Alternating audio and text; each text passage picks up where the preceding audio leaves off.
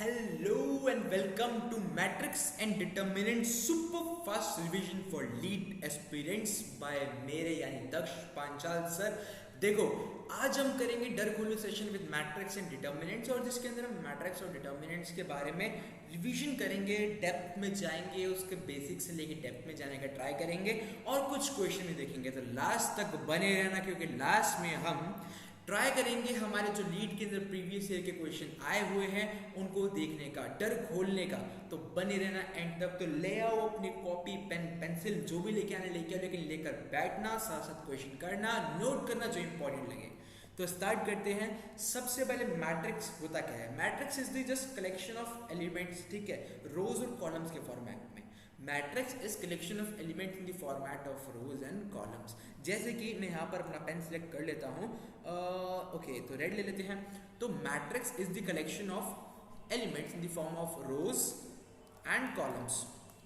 तो ये जो है हॉरिजॉन्टल, इसको हम बोलते हैं रोज, और ये जो है हमारे वर्टिकल, इनको बोलते हैं कॉलम्स, ठीक है।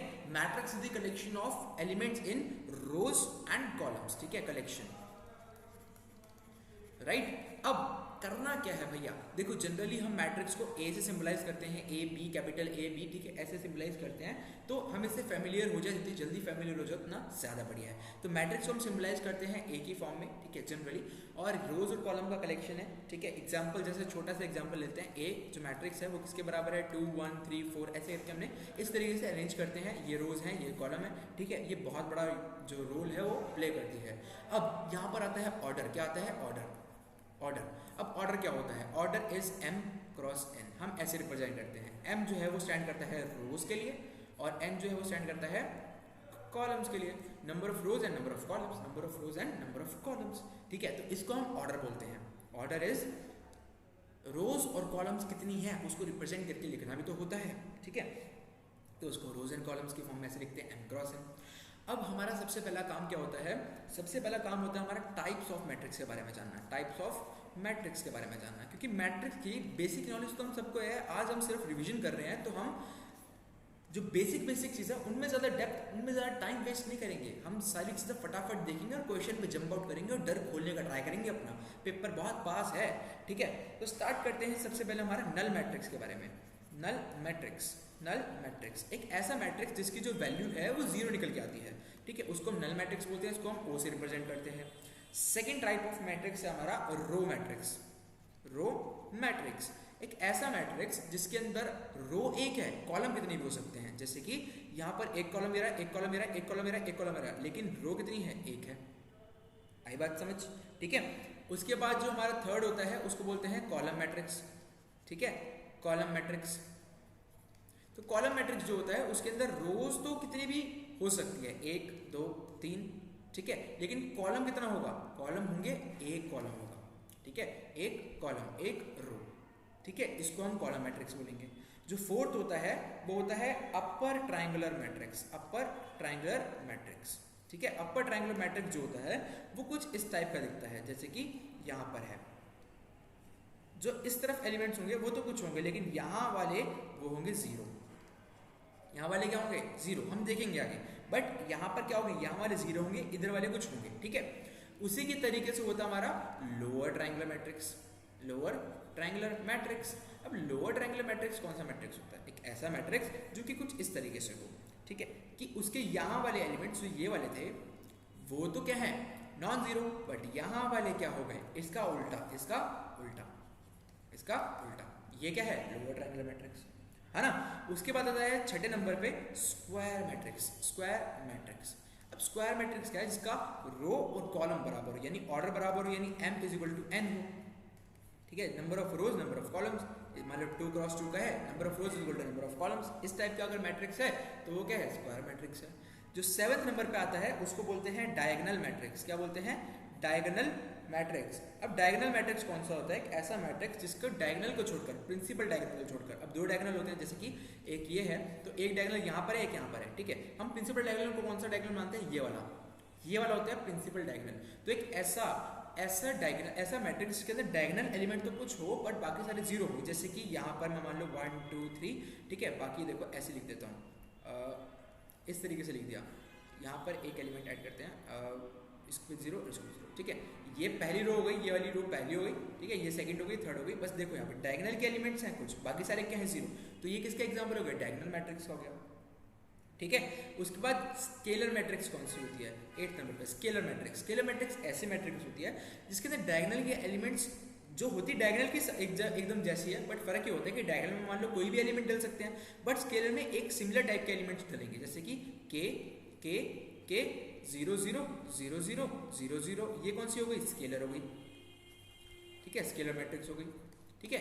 तो ये हो गई स्केलर मैट्रिक्स, राइट। अब सबसे इंपॉर्टेंट मैट्रिक्स जो हमारे सामने आने वाली है वो है आइडेंटिटी या फिर यूनिट मैट्रिक्स। क्या है, आइडेंटिटी या फिर यूनिट मैट्रिक्स। अब आइडेंटिटी मैट्रिक्स कौन सी होती है, देखो होती स्केलर जैसी है, बस फर्क ये होता है कि यहाँ पर के की जगह होता है 1 1 1 0 0 0 0 0 और 0। ये क्या है, आइडेंटिटी मैट्रिक्स या फिर यूनिट मैट्रिक्स या फिर यूनिट मैट्रिक्स। तो इस तरीके से हम जो है मैट्रिक्स को विभाजित करते हैं या फिर उसके टाइप्स को देखते हैं कि भाई मैट्रिक्स के क्या क्या टाइप्स हैं, मैट्रिक्स के क्या क्या टाइप्स हैं। तो इस तरीके से हम देखते हैं। एक बार मैं क्विक रिवीजन दे देता हूँ इसी के अंदर से ही, ताकि तुमको एक बार समझ आ जाए कि हमने अभी क्या क्या देखा था, ठीक है। एक मिनट में क्विक रिवीजन दे देता हूँ इसकी with the help of highlighter. देखो collection of types of matrix, भाई क्या क्या कलेक्शन है मैट्रिक्स के। सबसे पहले हमने मैट्रिक्स के बारे में पढ़ा कि भाई मैट्रिक्स होती है, उसके अंदर नंबर ऑफ रोज होते हैं, नंबर ऑफ कॉलम्स होते हैं, कलेक्शन होता है रोज और कॉलम्स के अंदर।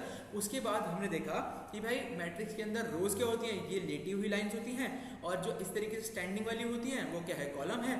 उसके बाद हमने ऑर्डर के बारे में बात करी, m क्रॉस n, जो m होता है वो रोज के लिए होता है, n कॉलम के लिए होता है। उसके बाद हमने देखा कि भाई टाइप्स ऑफ मैट्रिक्स कौन से टाइप की होती हैं। पहला होता है नल मैट्रिक्स। नल क्या है, जिसको हम ओ से रिप्रेजेंट करते हैं, जिसकी वैल्यू हमेशा क्या आती है, 0 आती है।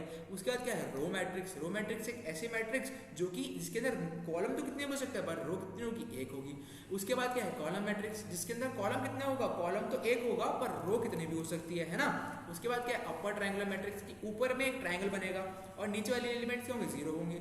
उसके बाद क्या है इसका उल्टा लोअर ट्रायंगल, मतलब नीचे तो एलिमेंट्स कुछ होंगे लेकिन ऊपर क्या होगा, 0 बन रहा होगा, सही बात। उसके बाद आता है स्क्वायर मैट्रिक्स, एक ऐसी मैट्रिक्स जिसका ऑर्डर क्या है, बराबर है, जैसे 2 क्रॉस 2 का एग्जांपल हो गया। उसके डायगोनल मैट्रिक्स की डायगोनल के एलिमेंट को छोड़कर सारे 0 हैं। उसके बाद आता है स्केलर मैट्रिक्स। स्केलर मैट्रिक्स कौन सी मैट्रिक्स, डायगोनल के एलिमेंट को छोड़कर सारे 0 डायगोनल बराबर है, जो कि स्केलर से रिप्रेजेंट किया गया है। उसके बाद सबसे इंपॉर्टेंट आइडेंटिटी मैट्रिक्स की डायगोनल के एलिमेंट सारे 0, सारे सबको छोड़कर डायगोनल के वाले को छोड़कर सब 0 हैं, पर डायगोनल वाले इक्वल टू 1 है सारे। तो इस टाइप की मैट्रिक्स को क्या बोलते हैं, आइडेंटिटी मैट्रिक्स या फिर यूनिट मैट्रिक्स। तो होप सो ये वाला पेज जो हमने किया, ये वाली स्लाइड जो हमने करी, ये सबको अच्छे से समझ आई होगी कि हमने इसके अंदर क्या बताना चाहा। नेक्स्ट स्लाइड में चलते हैं और आगे और देखते हैं कि मैट्रिक्स के अंदर हम और क्या क्या बातें कर सकते हैं। तो आगे हम जब बढ़ते हैं तो मैट्रिक्स के अंदर हम देखते हैं कि मैट्रिक्स के अंदर कुछ ऑपरेशंस होते हैं जो कि मैं क्वेश्चन की फॉर्म में कराऊंगा, उनको ऐसे बस बता रहा हूँ, समझाने का मतलब और कुछ नहीं है। पहला होता है एडिशन मैट्रिक्स, एडिशन कि भाई हम मैट्रिक्स 2 मैट्रिक्स को ऐड कर सकते हैं। जैसे कि मैं चलो एक एग्जांपल देता हूँ, 2 1 3 4 प्लस एक मैट्रिक्स और है 1 2 3 4, ठीक है। अब मुझको ऐड करना है तो मैं कैसे करूँगा, इसको कॉरस्पॉन्डिंग एलिमेंट्स को ऐड करूँगा। इसको इसके साथ करूँगा, ये आ जाएगा 3, इसको इसके साथ करूँगा, ये भी आ जाएगा 3, इसको इसके साथ करूँगा, ये आ जाएगा 6, ठीक है, इसको इसके साथ करूँगा, ये आ जाएगा 4 8, ठीक है। तो ये क्या है, सिंपल एडिशन है, नॉर्मल एडिशन है और कुछ नहीं करना, राइट। ऐसे मैं सब्ट्रैक्शन भी कर सकता हूँ, अब वो मैं करके नहीं दिखाऊंगा, बस मैं बता रहा हूँ कि ऐसे हो सकती है सब्ट्रैक्शन, ठीक है। सिमिलरली कॉरस्पॉन्डिंग एलिमेंट्स को मैं सब्ट्रैक्शन में लाना है, सब्ट्रैक्ट करना है। उसके बाद आता है मल्टीप्लिकेशन बाय अ स्केलर, ठीक है, मल्टीप्लिकेशन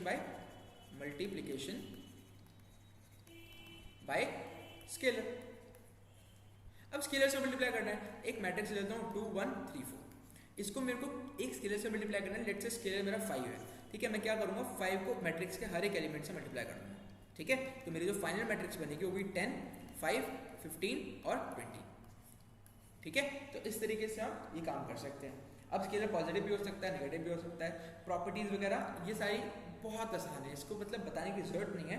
बस एक प्रॉपर्टी है जो मुझे लगता है कि थोड़ी सी देख लेनी चाहिए, जैसे कि a प्लस m है और अगर मैं a के साथ मल्टीप्लाई कर रहा हूँ, a मेरा मैट्रिक्स है, ठीक है। यहाँ पर मैट्रिक्स अलजेब्रा चलता है, तो ये इसके साथ मल्टीप्लाई होगा, इसके साथ होगा, तो k into scalar a plus m into a। देखो कोई नई बात नहीं थी, ये हम नॉर्मल अलजेब्रा में भी करते थे, बट मैट्रिक्स अलजेब्रा में थोड़ा ध्यान से करना पड़ेगा क्योंकि यहाँ पर मैट्रिक्स a मैट्रिक्स है, कोई वेरिएबल नहीं है, a मैट्रिक्स है, ठीक है। आगे बात करते हैं मल्टीप्लिकेशन ऑफ टू मैट्रिक्स। अब मल्टीप्लिकेशन ऑफ टू मैट्रिक्स को मैं क्वेश्चन की फॉर्म में कराऊंगा, आगे क्वेश्चन करेंगे उसकी फॉर्म में कराऊंगा, मैं अभी नहीं करा रहा। बस जस्ट एक आइडिया ले लो कि जिस तरीके से मैं सोचता हूँ कि जैसे यहाँ पर ये है let's say element 1, element 2, element 3, element 4 इस तरीके से है, और यहाँ पर है एलिमेंट 1, एलिमेंट 2, एलिमेंट 3, एलिमेंट 4, ठीक है। तो ये वाला जो है ना, ये वाला पूरा उठ के इस वाली रो से मल्टीप्लाई होगा, ये वाला पूरा उठ के फिर इससे होगा, ठीक है। तो हमें क्या मिलेगा, पहले ये मिलेगा फिर ये मिलेगा, उसके बाद ये वाला उठ के इससे होगा तो यहाँ पे ये मिलेगा, ये वाला इससे होगा तो यहाँ पे ये मिलेगा। ये जीरो नहीं है, बस मैं एक ऐसे सिंबलाइज करने के लिए कुछ बनाया है, ठीक है।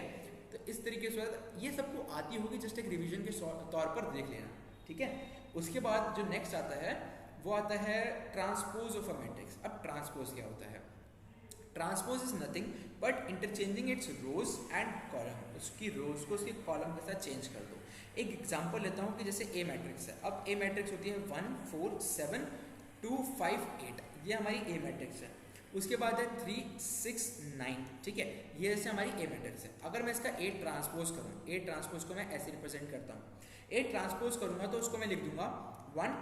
अब देखो क्या करना होता है, देखो यहाँ पर क्या है, 1 है, 4 है, 7 है। अब ये 1 की टीम के मेंबर्स है 1 4 7, और 1 की टीम के मेंबर यहाँ पर भी हैं 2 3 5। तो मैं क्या करता हूँ, 1 की टीम, दोनों की टीम को इंटरचेंज कर देता हूँ। 1 की टीम में इधर जो थे अब मैं यहाँ ले आऊँगा 2 3। अब यहाँ पर क्या आ जाएगा 4 और 7, ठीक है। सिमिलरली 2 की टीम में जो यहाँ था अब वो उल्टा हो जाएगा।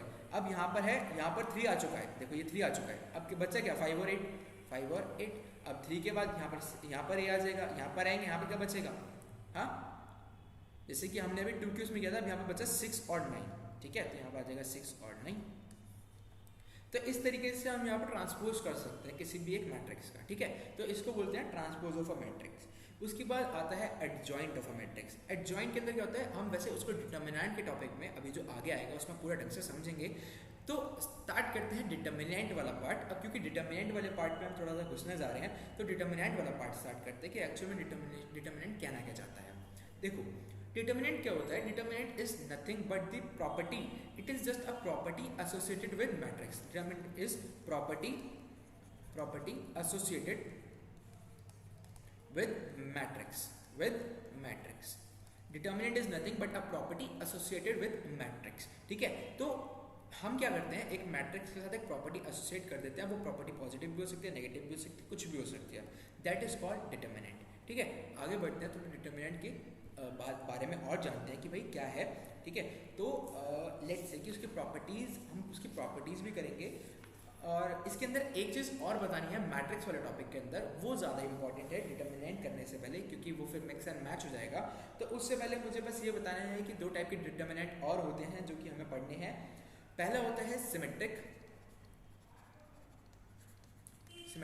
And skew symmetric. Symmetric and skew symmetric, तो ये 2 टाइप के मैट्रिक्स और होते हैं। अब सिमेट्रिक मैट्रिक्स ऐसा मैट्रिक्स होता है जैसे कि ए मैट्रिक्स है। अगर मैं ए मैट्रिक्स का ट्रांसपोज करूंगा, तो वो ए मैट्रिक्स के बराबर आ जाए, इस टाइप के मैट्रिक्स होते हैं सिमेट्रिक मैट्रिक्स, ठीक है। और जो स्क्यू सिमेट्रिक मैट्रिक्स होते हैं वो ये होते हैं कि अगर मैं ए ट्रांसपोज किया तो वो -1 के बराबर आ जाए, ए का नेगेटिव आ जाए, ठीक है। इस टाइप के मैट्रिक्स होते हैं स्क्यू सिमेट्रिक मैट्रिक्स। तो हमें इतना जानना था सिमेट्रिक और स्क्यू सिमेट्रिक मैट्रिक्स के बारे में। और एक चीज और होती है कि जो स्क्यू सिमेट्रिक मैट्रिक्स होते हैं इसके डायगोनल एलिमेंट्स ये क्या होते हैं, ये 0 होते हैं, ठीक है। इसके डायगोनल एलिमेंट्स क्या होते हैं, 0 होते हैं। तो इस तरीके से हम दोनों को जान सकते हैं कि सिमेट्रिक क्या है और स्क्यू सिमेट्रिक क्या है। उसके बाद एक टाइप की और होती है ऑर्थोगोनल मैट्रिक्स। अब ऑर्थोगोनल मैट्रिक्स कौन सी मैट्रिक्स होती है, एक ऐसी मैट्रिक्स जिसको अगर मैं A इंटू ए ट्रांसपोज करूंगा वो आइडेंटिटी मैट्रिक्स दे जाए। A इंटू ए ट्रांसपोज करूंगा, अगर आइडेंटिटी मैट्रिक्स के बराबर आ जाए तो इस टाइप की मैट्रिक्स को क्या बोलूंगा, ऑर्थोगोनल मैट्रिक्स बोलूंगा, ठीक है। आई होप आप सभी लोगों को इतनी चीज़ें काफ़ी क्लियर हो गई होगी कि हम किस चीज़ के बारे में बात कर रहे हैं, ठीक है। जो हमारा नेक्स्ट है इसी के साथ एसोसिएट करके, जो कि इसी की प्रॉपर्टी के साथ एसोसिएट करके बताया जाता है, वो है डिटर्मिनेंट। अब डिटर्मिनेंट को थोड़ा सा ज़्यादा जानते हैं कि डिटर्मिनेंट होता क्या है। Determinant is nothing but a property associated with the matrix, ठीक है। अब डिटर्मिनेंट की वैल्यू कैसे फाइंड आउट कर सकते हैं, इसके लिए मैं एक एग्जांपल लूंगा और एक डिटर्मिनेंट की वैल्यू फाइंड आउट करने का ट्राई करूंगा। देखो पहले डिटर्मिनेंट की वैल्यू एग्जांपल लेने से पहले मैं एक बार इसकी फॉर्म में बता देता हूँ कि कैसे करते हैं। कि देखो हम एक मिनट इसको थोड़ा सा इरेज करते हैं, लाइन सीधी होनी चाहिए। ओके, तो पेन पेन पेन पेन आजा। ओके, तो हम क्या करते हैं बेसिकली, जैसे कि A1 है, A2 है, A3 है, उसके बाद क्या है A4 है, A5 है, A6 है, A7 है, A8 है, A9 है, ठीक है। तो हम क्या करते हैं, हम इस एलिमेंट को लेते हैं, ठीक है, A1 लिखते हैं, उसके बाद इसको बॉम्ब बना देते हैं। ये बॉम्ब है, मान लो ऐसे करके बॉम्ब है, ठीक है। आग लगी क्यों फटेगा, तो फटेगा तो ये इसको और इसको जला देगा, जैसे बॉम्बर मैन में होता था। तो बचेगा क्या, ये वाला पार्ट। अब इस पार्ट में क्रॉस मल्टीप्लिकेशन, इसको इससे मल्टीप्लाई माइनस इसको इससे, क्या A5 माइनस A9, ठीक है, sorry A5 into A9, A5 into A9 minus A8 into A6, ठीक है। तो इस तरीके से इसको लिखेंगे, राइट। उसके बाद क्या है, अब यहाँ पर आ गए, अब यहाँ पर आ गए तो माइनस लगेगा एक, माइनस का A2, इस तरीके से खोलना है इसको, माइनस का A2। उसके बाद यहाँ पर देखोगे तो यहाँ पर क्या आएगा, अब ये इसको बॉम्ब बना के फोड़ोगे, ठीक है, तो ये पूरी लाइन जाएगी और ये वाली पूरी लाइन जाएगी। बचेगा क्या, ये वाला पार्ट और ये वाला पार्ट। अब इसको इससे मल्टीप्लाई, इसको इससे और इसको इससे। एक मिनट में इसको लेज़र की फॉर्म में बताता हूँ, लेज़र वाला पॉइंटर लगाकर, कि क्या करना है, इसको इससे मल्टीप्लाई, इसको इससे मल्टीप्लाई, ठीक है। जैसे कि अभी यहाँ पे क्या था, अब यहाँ पे क्या करना है, इसको इससे मल्टीप्लाई माइनस इसको इससे मल्टीप्लाई, ठीक है, क्रॉस मल्टीप्लिकेशन, इस तरीके से इस तरीके से इस तरीके से, ठीक है। तो वापस पेन लेते हैं और करने का ट्राई करते हैं। ओके, अब पेन लिया और करने का ट्राई करते हैं A2, ठीक है, इसको इससे A4 इंटू A9, ठीक है, माइनस A7 इंटू A6, ठीक है। तो ये कर लिया। उसके बाद क्या है, प्लस A3।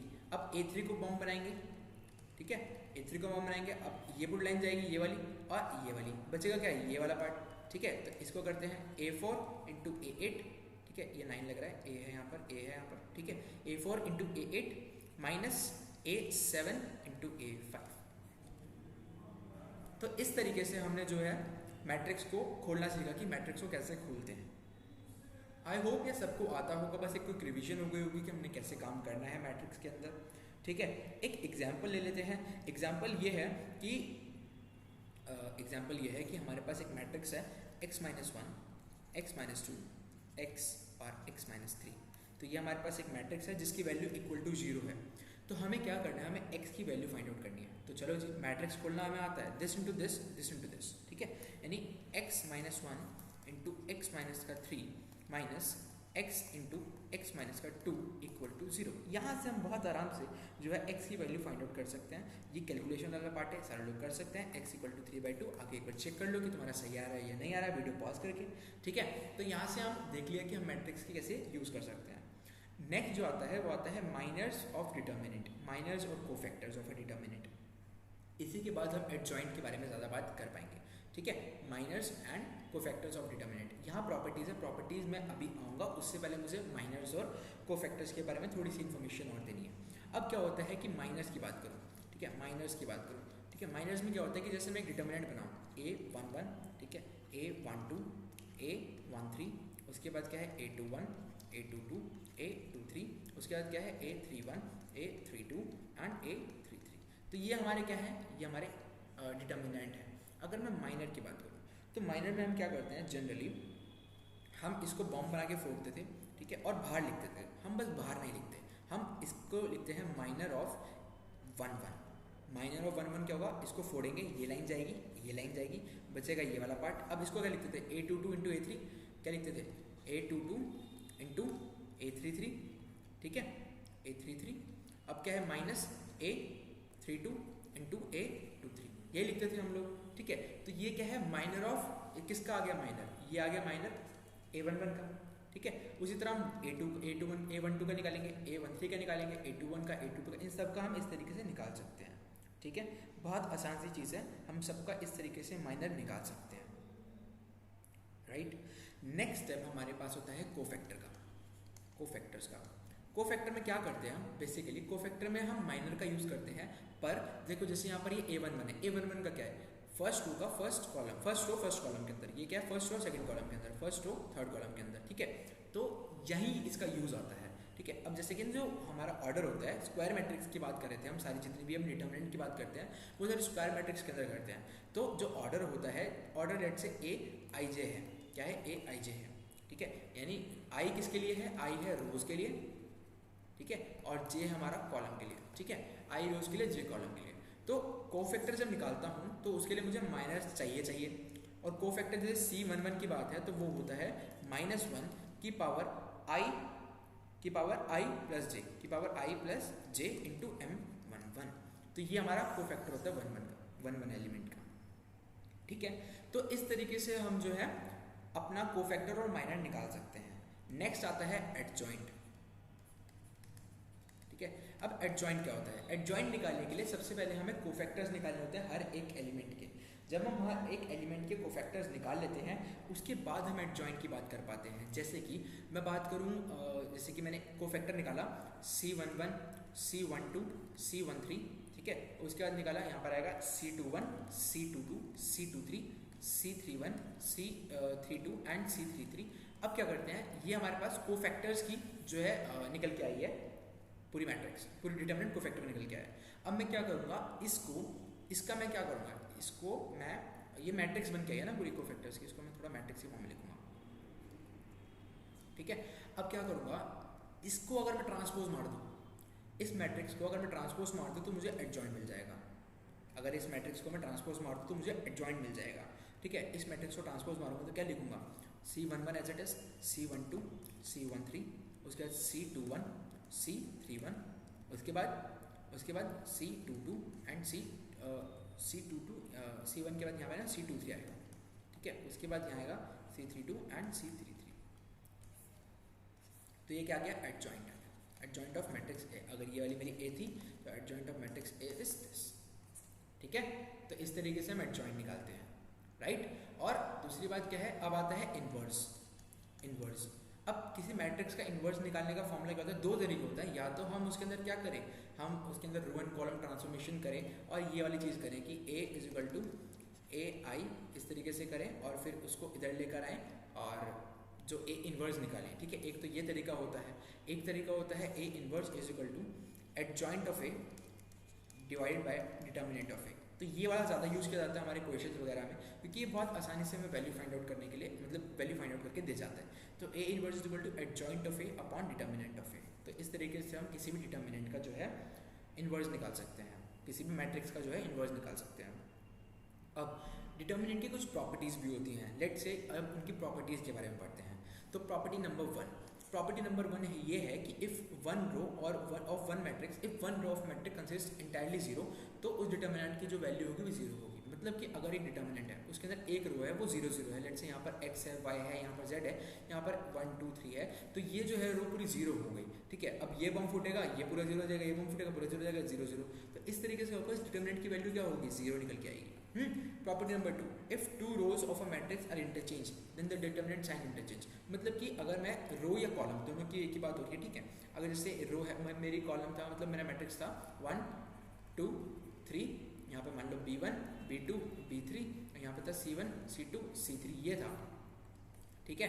अगर इसकी वैल्यू मान लो ये आ रही है, ठीक है, तो अगर मैं इसकी रो को इंटरचेंज कर दूँ, मतलब इसकी जगह ये लिख दूँ, इसकी जगह लिख दूँ, ठीक है, तो मैं ऐसे कर दूँ B1 B2 B3 C1 A1 A2 A3 C1 C2 C3, ठीक है। तो अब जो मेरी वैल्यू आएगी वो आएगी माइनस ऑफ दिस डिटर्मिनेंट, ठीक है। तो ये हमारी सेकंड प्रॉपर्टी है। थर्ड प्रॉपर्टी है if two rows of matrix are identical, मतलब अगर दो रो आइडेंटिकल हो गई, जैसे कि इस वाले केस में 1 1 1 और 1 1 1 ABC, ठीक है। इसमें क्या है, ये वाली और ये वाली आइडेंटिकल हो गई। आइडेंटिकल होने से इस मैट्रिक्स की जो वैल्यू बचती है वो बचती है 0, ठीक है। तो ये भी हो गया थर्ड प्रॉपर्टी।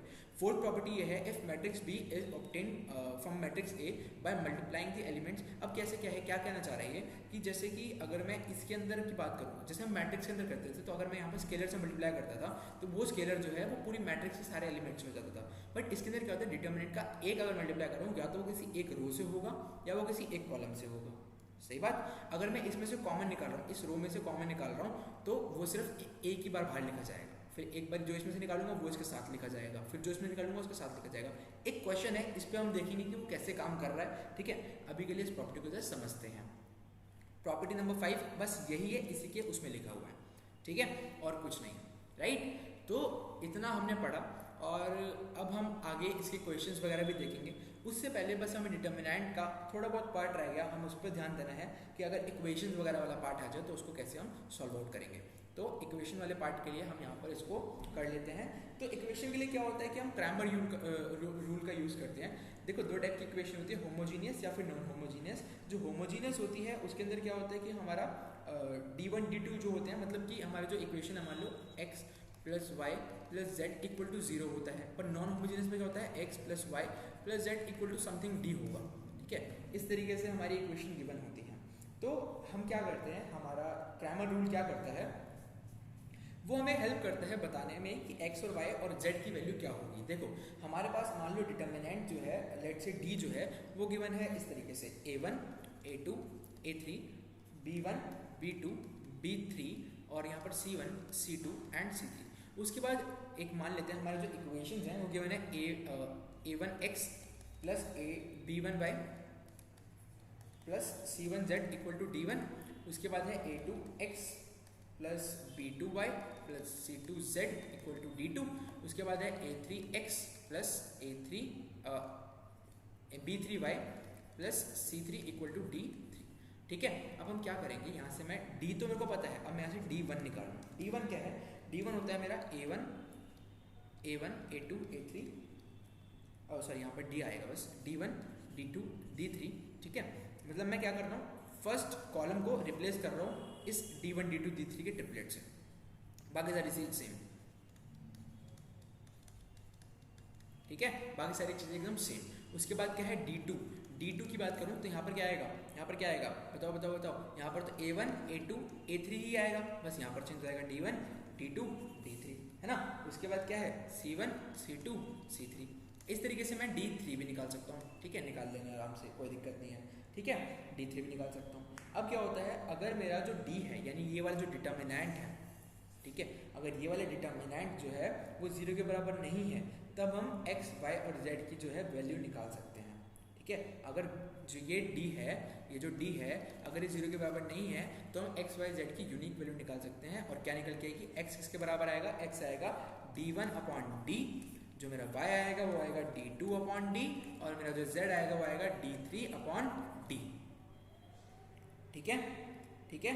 और अगर d मेरा 0 के बराबर आ जाए, इफ d इक्वल टू 0, ठीक है, तो अगर d 0 के बराबर है और d1 d2 या d3 में से कोई एक नॉन जीरो है, अगर d 0 के बराबर है और d1 d2 d3 में से कोई एक नॉन जीरो है, उस केस में क्या होगा, नो सोल्यूशन होगा, नो सोल्यूशन। मतलब क्या कह रहा है कि अगर d इक्वल टू 0 है तो यूनिक सोल्यूशन होगा, और कैसे निकलेगा, यहाँ से निकलेगा।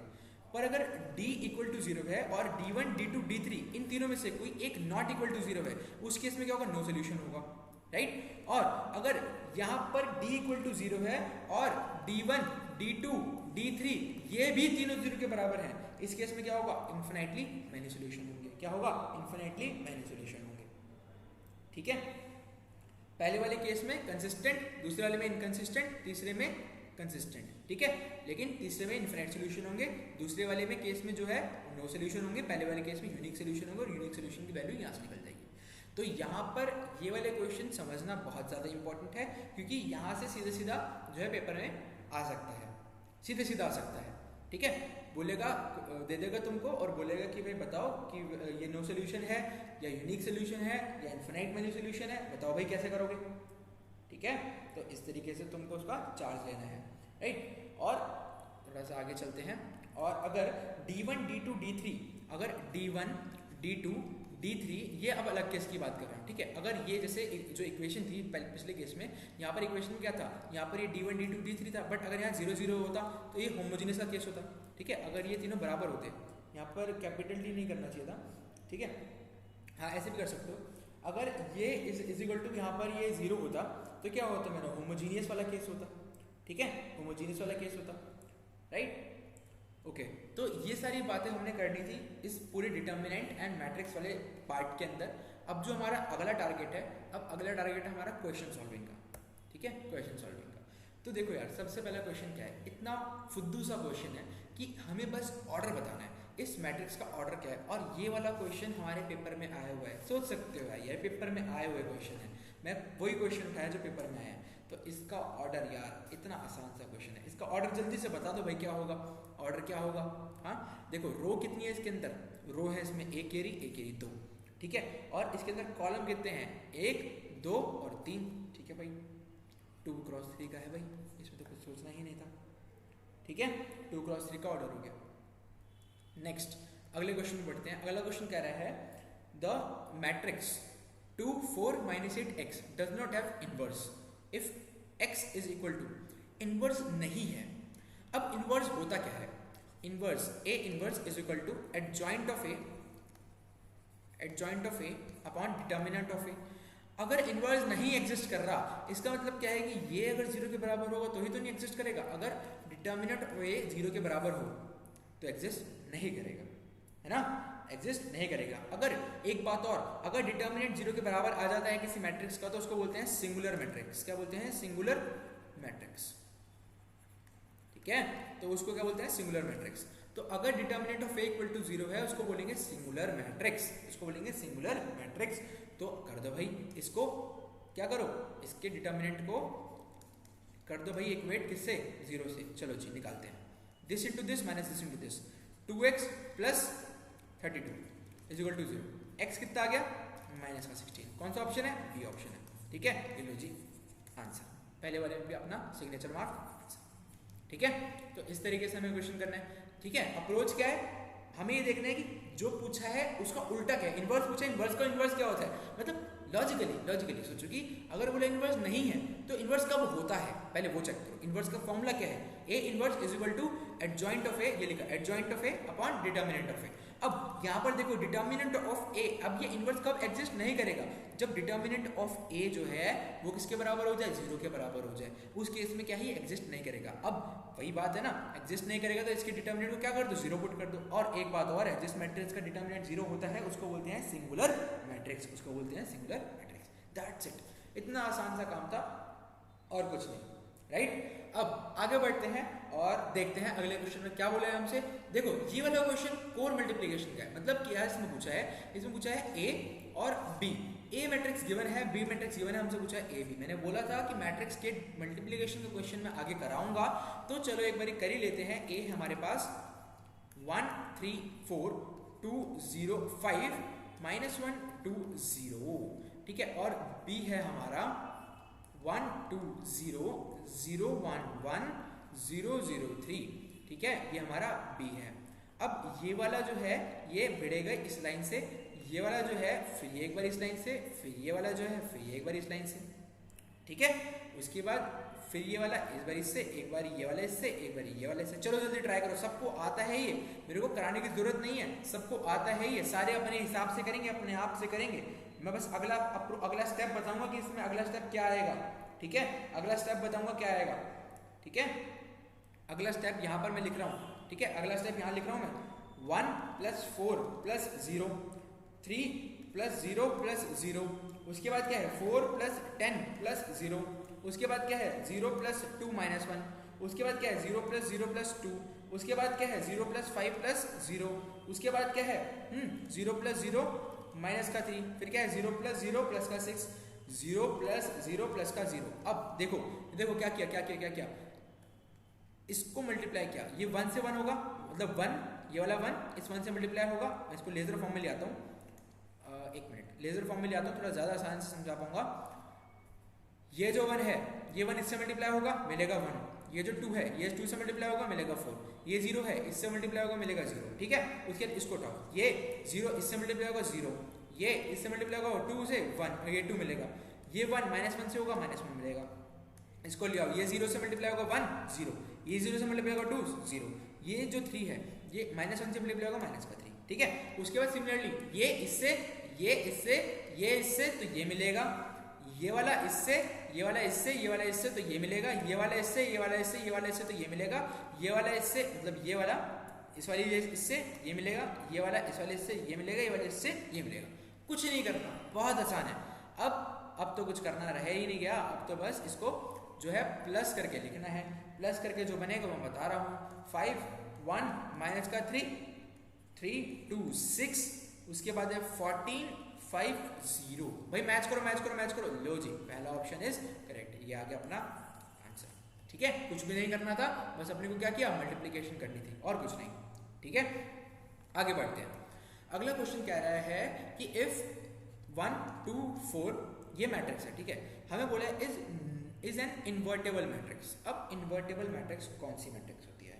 इन्वर्टेबल मैट्रिक्स एक ऐसी मैट्रिक्स है जिसका इन्वर्स पॉसिबल नहीं है। अब इन्वर्स पॉसिबल नहीं है, invertible is equal to no inverse, ये यहाँ पर हटाकर is equal to no inverse. अभी क्या था ये वाला क्वेश्चन, ठीक है, जिसका इन्वर्स पॉसिबल नहीं होता। ठीक है, तो भैया इस मैट्रिक्स का जो है इन्वर्स पॉसिबल नहीं है, तो 1 2 4 माइनस का 3 माइनस का 8 और 2 2 5 और लैम्डा, ये इसके बराबर होना चाहिए, ये 0 के बराबर होना चाहिए, क्योंकि भाई इसका इन्वर्स पॉसिबल नहीं है। तो जब इसको हम सॉल्व आउट करते हैं, आप तो सॉल्व कर सकते हो, -2 लैम्डा प्लस 2 इक्वल टू 0, ये कंडीशन आती है। यहाँ से मैं कह सकता हूँ लैम्डा इज इक्वल टू 1, मतलब जब लैम्डा 1 के बराबर होगा तो ये जो मैट्रिक्स है इन्वर्टेबल बन जाएगी, मतलब कि लैम्डा इक्वल टू 1, यहाँ पर नो इन्वर्स, यानी ये वाली बात इन्वर्टेबल। एक वर्ड और पता लग गया, इन्वर्टेबल क्या होता है, जहाँ पर इन्वर्स पॉसिबल नहीं, यानी सिंगुलर मैट्रिक्स है। क्या है? सिंगुलर मैट्रिक्स है। क्या डिटर्मिनेंट क्या हो जाएगा? 0 हो जाएगा। ठीक है, तो ये वाला क्वेश्चन भी बड़े आराम से हमने देख लिया, कर लिया। ओके, आगे बढ़े, चलो जी बढ़ते हैं। अब बोल रहा है what must be the matrix x if 2x is equal to 2x plus this is equal to this. पूछ रहा है कि x मैट्रिक्स क्या होगी अगर 2x मैट्रिक्स, अगर 2x प्लस ये मैट्रिक्स क्या है 1 2 3 4 किसके बराबर हो? 3 7 8 और 2 के बराबर है। ऐसा करो, इसको यहाँ ले जाओ, तो क्या होगा 2x is equal to 3 7 8 2 minus 1 3 2 4, करो जी minus 2x is equal to क्या आएगा, क्या आएगा, क्या आएगा 2, क्या आएगा 6, क्या आएगा 4, क्या आएगा माइनस का 2। ठीक है, अब ये 2 है, मल्टीप्लाई करके यहाँ ले जाओ, क्या आ जाएगा 1/2, यहाँ पे मल्टीप्लाई हो जाएगा, क्या आएगा x इज इक्वल टू क्या आएगा, क्या आएगा, हाँ 1 3, यहाँ पे क्या आएगा 2, यहाँ पे क्या आएगा -1। मैच करो कौन सा है, क्या चेक, ये रहा 1 3 2 -1 1 3 2 -1 1 3 2 -1, कुछ तो करना ही नहीं था इसके अंदर, 1 3 2 -1, राइट। तो ये भी हमने कर लिया। आगे बढ़ते हैं नेक्स्ट क्वेश्चन में। अब पूछा है एडजॉइंट क्या होगा। अब देखो ये क्या है, 2 क्रॉस 2 मैट्रिक्स है ना, 2 क्रॉस 2 मैट्रिक्स है। अब 2 क्रॉस 2 मैट्रिक्स का जो एडजॉइंट होता है उसको एक तरीका होता है निकालने का। देखो हम एडजॉइंट बड़े तरीके से भी निकाल सकते हैं, क्या कि पहले माइनर निकालो, फिर कोफैक्टर निकालो, फिर उसका मैट्रिक्स में पुट करो, एक मैट्रिक्स में पुट करो, फिर उसको ट्रांसपोज मारो और तब जाके हमें क्या मिलता है, एडजॉइंट मिलता है ना, यही होता है। बट व्हाट इफ अगर मेरे पास 2 क्रॉस 2 की मैट्रिक्स है तो मैं एक तरीके से और निकाल सकता हूँ एडजॉइंट। वो तरीका क्या है, मैं क्या करता हूँ, मैं जो ये वाले एलिमेंट्स हैं, मतलब ये वाले और ये वाले, ठीक है, इन दोनों को कर देता हूँ आपस में इंटरचेंज। तो इधर क्या आएगा cos थीटा, इधर भी क्या आएगा cos थीटा। वो तो फॉर्चुनेटली दोनों चीज़ें सेम है, बट अगर ना हो तो अपने को क्या करना है, अपने को यहाँ वाले एलिमेंट को करना है इंटरचेंज और यहाँ एलिमेंट का करना है साइन चेंज। यहाँ पर क्या है, प्लस साइन है sine theta, minus sine theta कर दो, यहाँ पर क्या आएगा माइनस का साइन थीटा। अब देखो भाई ऑप्शन कौन सा मैच कर रहा है जी, cos माइनस साइन, ये रहा जी पहला ऑप्शन। ठीक है, पहला ऑप्शन जिसमें क्या है cos और माइनस साइन, पहला option cos minus sine theta, cos theta minus sine theta, minus sine theta cos theta, right. तो इतनी आसानी से हमने क्या किया, एडजॉइंट निकाल लिया बहुत आराम से, और ये आंसर, राइट। आगे बढ़ते हैं, अगले क्वेश्चन पे देखते हैं। अगला क्वेश्चन क्या रहा है, if A is any 2 cross 2 matrix such that, ये है, अपने को क्या बताना है, A किसके बराबर है। और ये वाला क्वेश्चन है जी होमवर्क क्वेश्चन, इसको सारे ट्राई करेंगे फॉर होमवर्क और कमेंट करेंगे, और कमेंट करेंगे कि भाई आंसर आ रहा है या नहीं आ रहा, और आ भी रहा है तो क्या आ रहा है, कौन सा ऑप्शन इसमें से करेक्ट है। ठीक है, अब टाइम हो गया है आगे बढ़ने का, और आगे हम देखेंगे कुछ डिटर्मिनेंट के स्पेसिफिक क्वेश्चंस। ठीक है, पहला क्वेश्चन हमारे सामने है डिटर्मिनेंट का। हमें क्या करना है, इस डिटर्मिनेंट की वैल्यू बतानी है कि वैल्यू किसके बराबर है। ठीक है, अब करना क्या है, देखो इन टाइप के क्वेश्चन में हमें अप्रोच लगानी है, कुछ प्रॉपर्टीज लगानी है, जो डिटर्मिनेंट की हमने प्रॉपर्टीज देखी है, दैट्स इट, प्रॉपर्टीज लगाएंगे और खेल खत्म। देखो हमें पता है रो एंड कॉलम ट्रांसफॉर्मेशन होती है, मैट्रिक्स के अंदर भी होती है, डिटरमिनेंट के अंदर भी होती है। तो मैं यहाँ पर भी वही चीज़ करने वाला हूँ। मैं क्या करने वाला हूँ, कॉलम 1 को रिप्लेस करके लिख दूंगा क्या, column 1 plus column 2 plus column 3। ठीक है, बस इतनी सी अरेंजमेंट करनी है मुझे। कॉलम 1 क्या बोल दूंगा, column 1 plus column 2 plus column 3। अब इस वाले कॉलम के अंदर ये और ये ऐड होगा। ठीक है, अब ये ऐड होगा, माइनस बी से प्लस बी कटेगा। ठीक है, माइनस ए से प्लस ए कटेगा और इससे ये कटेगा। तो यहाँ पे क्या बचा, 0 बचा। ठीक है, C1 की जगह क्या बचा, 0 बचा। इधर देखो, x से क्या कटेगा, ये x कटेगा, प्लस x से माइनस x, इससे ये कटेगा, इससे ये कटेगा, यहाँ पर भी बचा 0। इससे क्या कटेगा, ये कटेगा और ये कटेगा, ये कटेगा, ये कटेगा, ये कटेगा, सारे कट के यहाँ 0 बन गया। अब चाहे यहाँ पर कुछ भी आ रहा हूँ, मैं कैलकुलेट नहीं कर रहा, यहाँ पर जो मर्जी आ रहा हूँ, करने की जरूरत भी नहीं है, ये उठा के लिखना है यहाँ पर जो, अब बाकी जो मर्जी हो। ये क्या है, पूरी एक रो किसके बराबर हो गई, 0 के बराबर हो गई। तो मैट्रिक्स की वैल्यू किसके बराबर हो गई, 0 के बराबर हो गई। हमारा पहला स्टेप क्या था, बस हमें मैट्रिक्स को देखकर 2 सेकंड के लिए एनालाइज करना है कि भाई क्या अप्रोच हो सकती है। अप्रोच हमें क्या करना है, C1 = C1 + C2 + C3, और ये हमारा आंसर क्या है, बड़ा सा 0। मार्क्स 0 नहीं है, मार्क्स तो पूरे 4 में लेंगे, आंसर 0 है हमारा। ठीक है, ओके, आगे बढ़ते हैं अगले क्वेश्चन की तरफ। अगला क्वेश्चन है हमारी पास, ये मैंने इसलिए स्लाइड्स बचा के रखी थी कि अगर बढ़ा जाए तो इसको रखना है आगे, बट कोई दिक्कत नहीं है, इसको मैंने वही सॉल्व कर दिया। ओके, आगे बात करते हैं। यहाँ पर हमारे पास ये मैट्रिक्स गिवन है। अब हमें क्या करना है, हमें इस मैट्रिक्स को बताना है किसके बराबर है। ठीक है, क्या अप्रोच लगा सकते हैं हम इसके अंदर, हमें वही थोड़ा बहुत एनालाइज करना है, अप्रोच लगाने का ट्राई करना है। अप्रोच जो हमारी होगी, हम लगाएंगे R1 = R1 को कन्वर्ट कर दो R1 - R2 के अंदर। देखो, R1 को कन्वर्ट कर दोगे R1 - R2 के अंदर, ये R1 है, R1 - R2 कर दोगे तो देखो यहाँ से क्या होगा, ये तो 0 हो जाएगा, है ना। हमें मैक्सिमम नंबर ऑफ 0 बनाने हैं, हमें मैक्सिमम नंबर ऑफ जीरोज बनाने हैं। और उसके बाद नेक्स्ट क्या करोगे, R2 को कर दोगे R2 = R2 - R3। ठीक है, तो उससे क्या होगा, ये भी 0 बन जाएगा। अब 2 0 होगा तो मैट्रिक्स खोलना आसान होता है। ठीक है, तो जब मैं ये कर दूंगा तो तुम बताना, चेक करो और ये तुम्हारा आ रहा है या नहीं आ रहा, चेक करो सारे कि सबका ये एंड रिजल्ट आ रहा है या नहीं आ रहा।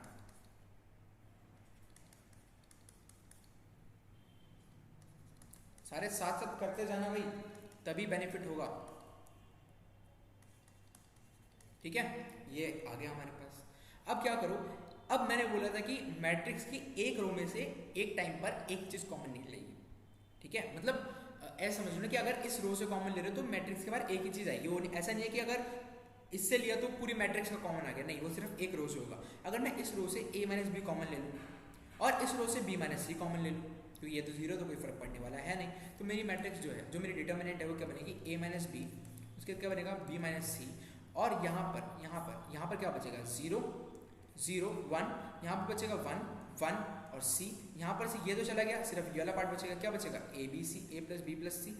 ठीक है, यहाँ पर भी क्या बचेगा, A + B + C, और यहाँ पर क्या बचेगा, C² - A²। कोई फर्क नहीं पड़ता, ये वाली रो और ये वाली रो दोनों क्या हो गई, आइडेंटिकल हो गई। अब आइडेंटिकल है तो हमने देखी थी प्रॉपर्टी के हिसाब से क्या हो जाएगा, 0 हो जाएगा, 0 हो जाएगा, 0 हो जाएगा, आंसर। ठीक है, तो इस तरीके से हम ये भी सॉल्व आउट कर सकते हैं। आगे बढ़ते हैं नेक्स्ट क्वेश्चन की ओर। नेक्स्ट क्वेश्चन की ओर बढ़ते हैं, हम देखते हैं कि ये हमारे पास क्या है, द सिस्टम ऑफ इक्वेशन। अब इक्वेशन वाला क्वेश्चन देख लेते हैं। एक इक्वेशन ये है, एक ये है और एक ये है। बोला है कि इसका क्या है, नॉन जीरो सोल्यूशन है। ठीक है, अब जनरली ऐसे में क्या होता है कि एग्जामिनर हमसे चाहता है कि हम इसका डिटर्मिनेंट बनाएं और इसको इक्वल टू 0 कर दें और वहीं से हमें वैल्यू मिलेगी।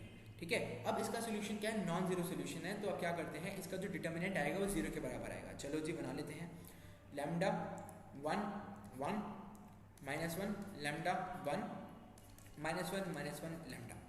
तो ये हमारा डिटर्मिनेंट बन गया। इसको इक्वेट करते हैं 0 से, हमें यहाँ से लैम्डा की वैल्यू मिल जाएगी। कितना आसान सा सवाल है। ठीक है, हमें यहाँ से लैम्डा की वैल्यू मिल जाएगी। चलो भाई पॉज करो, पॉज तो पहले करना चाहिए तुमको, बट अभी दोबारा पॉज करो और देखो कि इस सवाल को कैसे करोगे।